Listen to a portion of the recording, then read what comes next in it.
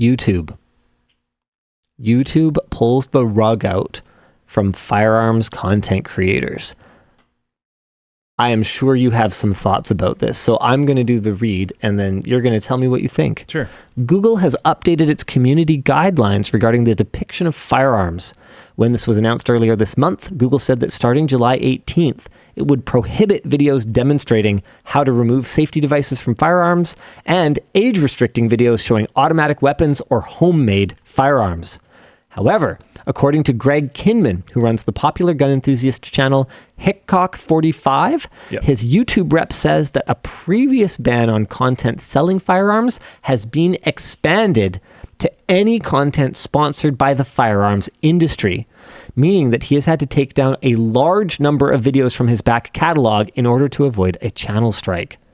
Many, if not most, popular gun content channels have some form of relationship with the firearms industry, including companies providing ammo and sample firearms for testing, as well as direct sponsorships. Ammo is really expensive. That type of partnership is really common in this space. Also, a lot of firearms YouTubers are almost exclusively sponsored by companies in the firearm industry. Especially, there's one, I don't remember the name of it. It's like a gunsmithing company or a university or something. Yeah. Sonoran Desert Institute, I believe it is. They sponsor like a bunch of stuff. I'm sure that is still included in this, because I'm sure a gunsmithing university is considered as in the firearms industry. Well, and if they're gating depictions of homemade firearms, I'm certain any kind of smithing of anything is going to be. No, it would just be a sponsor, so they don't show. No, I understand. I just mean clearly they have manufacturing of firearms in their crosshairs.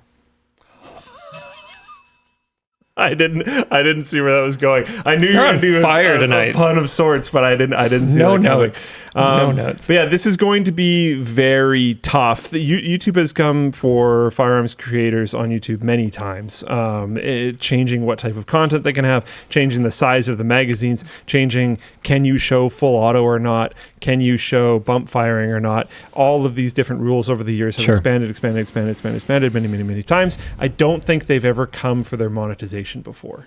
I think this is the first time that they've gone for their monetization. What are they supposed to do? It really feels like YouTube doesn't want them. But like, where are they supposed to go? Like, that's it's not the problem. It's not like there haven't been attempts to make firearms tube. Yeah. And it's not like this is the first time that a firearms creator has looked at the situation on YouTube, especially with respect to monetizing their content, and gone, wow, this is untenable. I mean, we have one actually really great firearms creator on Floatplane. Yeah. But it seems like this is a major escalation. Two firearms creators on Floatplane, but yeah. Oh, who'd I forget about? The TGC. Oh, sorry. It's okay. The Gun Collective, that's right.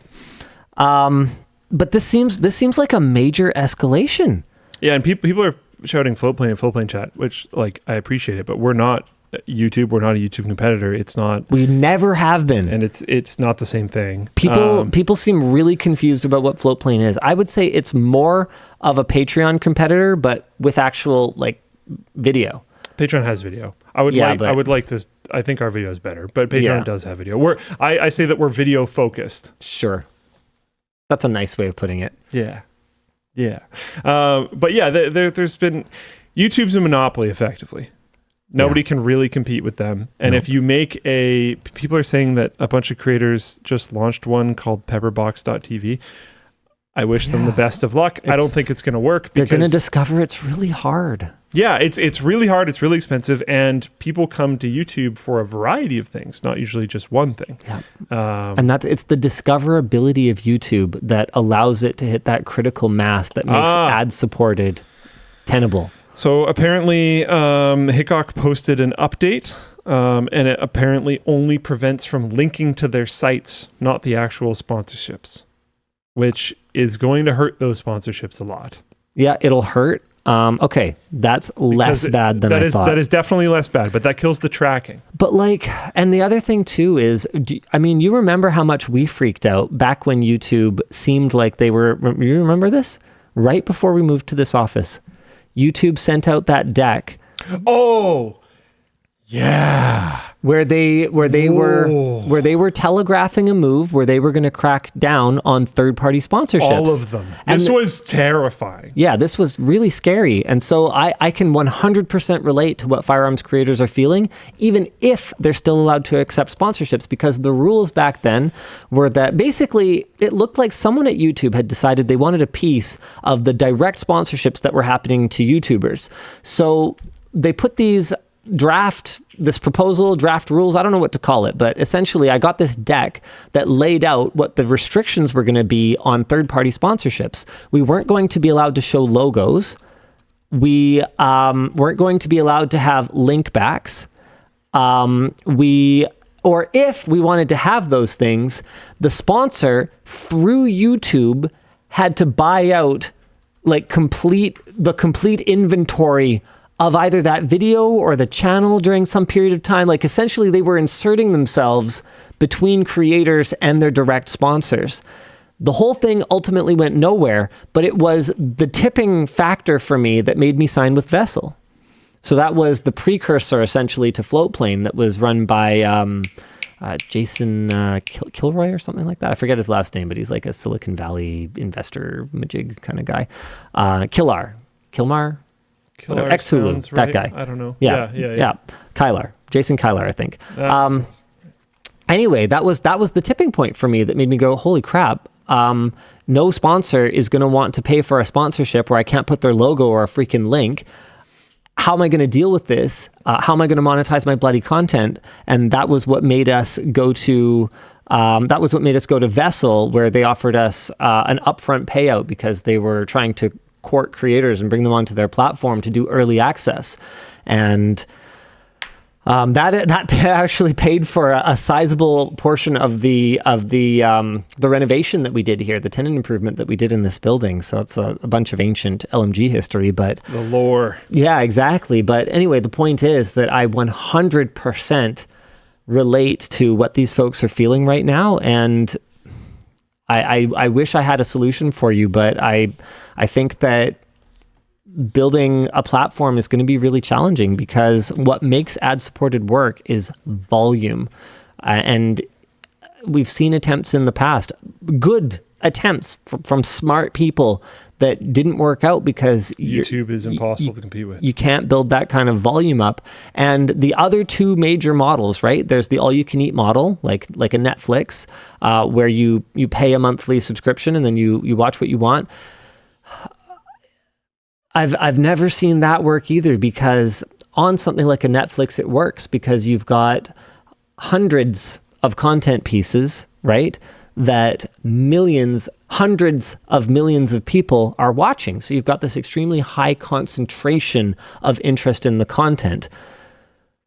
The challenge that happens when you try to build like that, but YouTube, is you've got hundreds of thousands of pieces of content, and then you've got, on average, maybe dozens of people watching each one. So the hosting costs go way, way up. Also, people's perception of that kind of content tends to be lower. People will pay more for movies people are than pointing YouTube out in a lot of cases. Platforms that are succeeding, but every single example that they're giving are platforms that are not free to access.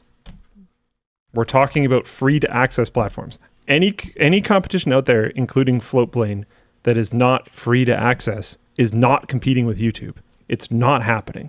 YouTube is free to access. It's a completely different ballgame. Yep. Your view counts, your user counts, everything are going to be astronomical on a free to access platform compared to a not free to access platform. Someone said TikTok. TikTok is not the same thing, but it's a closer competitor than something like a Floatplane or some of the other examples that people have been putting out there. And yeah, it comes from an mind-bogglingly enormous Chinese conglomerate. that's what you need in order to compete. Yep. And like the thing you got to understand is like in the creator space, there are platforms that have an all-you-can-eat model, but what they also have is supplemental revenue streams that are not simply people directly paying for that platform, directly watching those videos and sustainably operating that way. It's not that simple.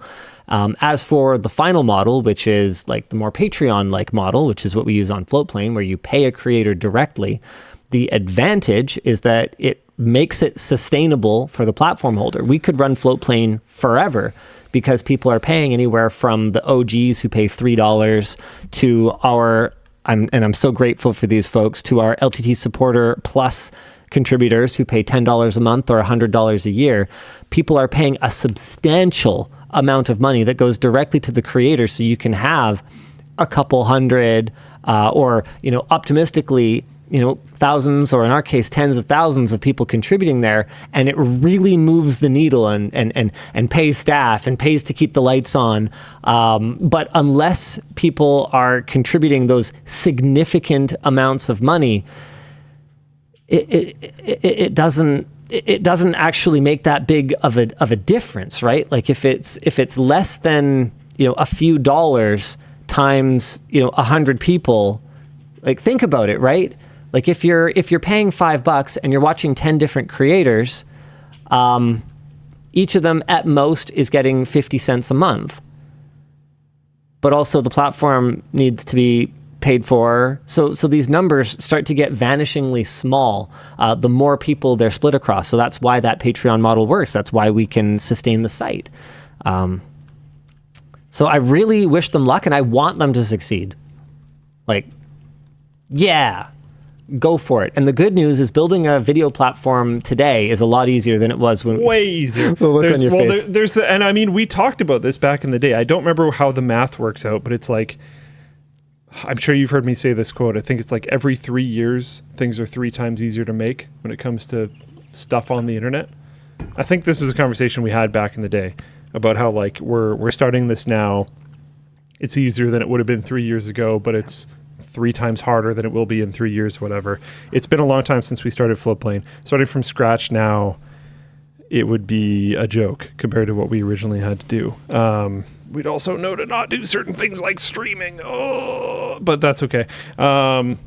So yeah, I don't know. It's way easier now. It's also expensive and really annoying and takes expensive employees and stuff like that. So it's a tough undertaking. Bambi on Floatplane asks, how long was Floatplane in the red for? Floatplane was never in the red. You guys incredibly contributed to us right from the outset when all we had was a rudimentary file download on the LTT forum.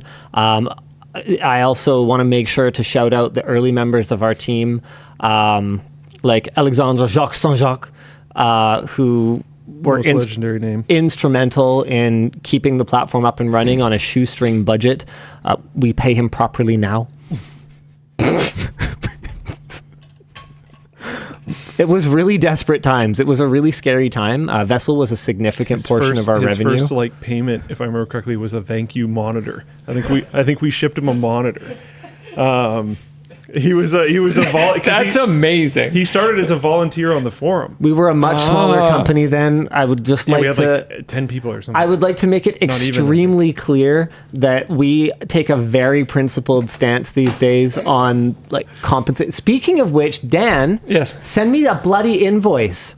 Yeah, sorry.